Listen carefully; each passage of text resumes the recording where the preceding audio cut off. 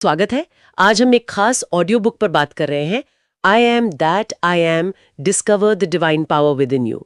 इसके कुछ अंश हैं हमारे पास, और ये अंश हमें अपने असली स्वरूप को समझने की तरफ ले जाते हैं। मतलब हमारा नाम, शरीर, हमारी कहानी, इन सबसे परे। तो आज हम यही कोशिश करेंगे कि इसके जो मुख्य विचार हैं उन्हें समझें। ये मैं हूं का असल मतलब क्या है, और ये हमारी रोजमर्रा की जिंदगी से, हमारे अनुभवों से कैसे जुड़ता है। तो चलिए इस पर थोड़ी गहराई से बात करते हैं। बिल्कुल। ये ऑडियो बुक, हाँ, ये हमें एक तरह की आत्मखोज की यात्रा पर ले जाती है। ये हमारी जो बाहरी पहचान है ना, हम क्या करते हैं, कौन है दुनिया के लिए, उससे परे जाने की बात करती है। उस शाश्वत उपस्थिति को महसूस करने की, जिसे मैं हूं जो मैं हूं कहा गया है। हाँ, ये जो वाक्यांश है, मैं हूं जो मैं हूं, I am that I am, ये सुनने में ही बड़ा रहस्यमयी सा लगता है। ये कोई आम नाम या कोई लेबल जैसा तो नहीं है ना? स्रोत बताता है कि मूसा ने जब ईश्वर से नाम पूछा तो यही जवाब मिला। तो इसका मतलब क्या समझे? जी, ये बहुत गहरा है। ऑडियो बुक इसी पर जोर देती है कि ये किसी गुण या किसी काम से जुड़ी पहचान नहीं है। ये तो बस होने की, अस्तित्व की एक शुद्ध घोषणा है। मैं हूं, ये समय से, परिभाषा से सबसे परे है। असल में ये हमारे अंदर की उस मूल चेतना की तरफ इशारा है जो किसी भी लेबल से पहले है। जैसे मैं खुश हूं, मैं दुखी हूं, मैं ये हूं, मैं वो हूं, इन सब से पहले बस वो होना। और स्रोत यहाँ अहंकार और सच्चे स्वरूप में एक बड़ा दिलचस्प सा फर्क बताता है। अहंकार कहता है मैं वो हूं जो मैं करता हूं, जो लोग मेरे बारे में सोचते हैं, मेरा शरीर, मेरा काम। लेकिन आत्मा या सच्चा स्वरूप वो धीरे से कहता है मैं हूं जो मैं हूं। हाँ, और ये समझना बहुत जरूरी है। अहंकार, जैसा स्रोत बताता है, एक तरह की झूठी पहचान है जो किस पर बनी है? लेबलों पर, दूसरों से तुलना पर, बाहरी बातों पर। अच्छा। और यही हमारे दुख का कारण भी बनता है ना, तुलना करना, रिजेक्शन का डर, कम महसूस करना। सच्चा स्वरूप इसके बिल्कुल उलट है। वो शांत है, साक्षी है, उसे कुछ साबित नहीं करना, वो बस है। तो फिर इस अहंकार का क्या करें? स्रोत क्या कहता है? लड़े इससे? नहीं, लड़ने की बात नहीं है। स्रोत कहता है कि अहंकार को बस देखो, ऑब्जर्व करो, उस पर अपनी जागरूकता की, अपनी अवेयरनेस की रोशनी डालो। जैसे कोई उदाहरण? जैसे आप मान लीजिए सड़क किनारे खड़े हैं और ट्रैफिक देख रहे हैं, गाड़ियां आ जा रही हैं, विचार, भावनाएं, ये सब गाड़ियों की तरह हैं, पर आप वो ट्रैफिक नहीं है, आप तो देखने वाले हैं। तो इस तरह की जागरूकता से, वो साक्षी भाव से अहंकार की पकड़ ढीली पड़ने लगती है, वो घुलने लगता है, ऐसा समझें। ठीक है।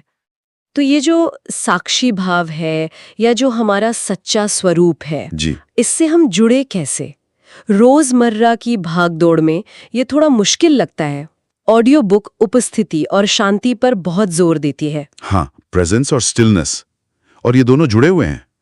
ऑडियो बुक समझाती है कि हमारा मन ज्यादातर कहाँ रहता है, या तो बीते कल में या आने वाले कल की चिंता में। सही बात है। लेकिन जीवन तो सिर्फ इसी पल में है, अभी यहाँ।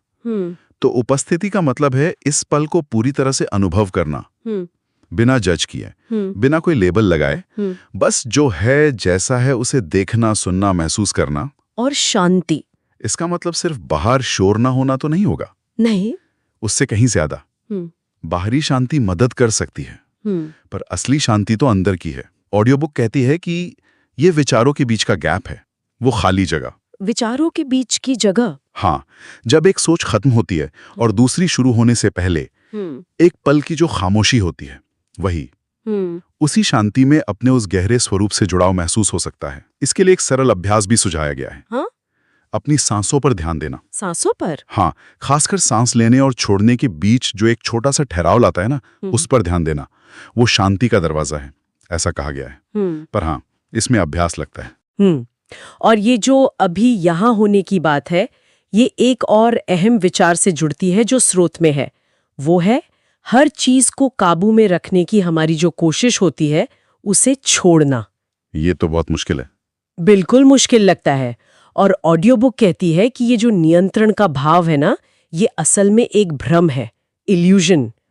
और ये हमें दुख देता है, क्योंकि जीवन तो अपनी मर्जी से चलता है, अप्रत्याशित है, सब कुछ हमारे कंट्रोल में नहीं हो सकता। तो नियंत्रण छोड़ने का मतलब क्या है? हार मान लेना?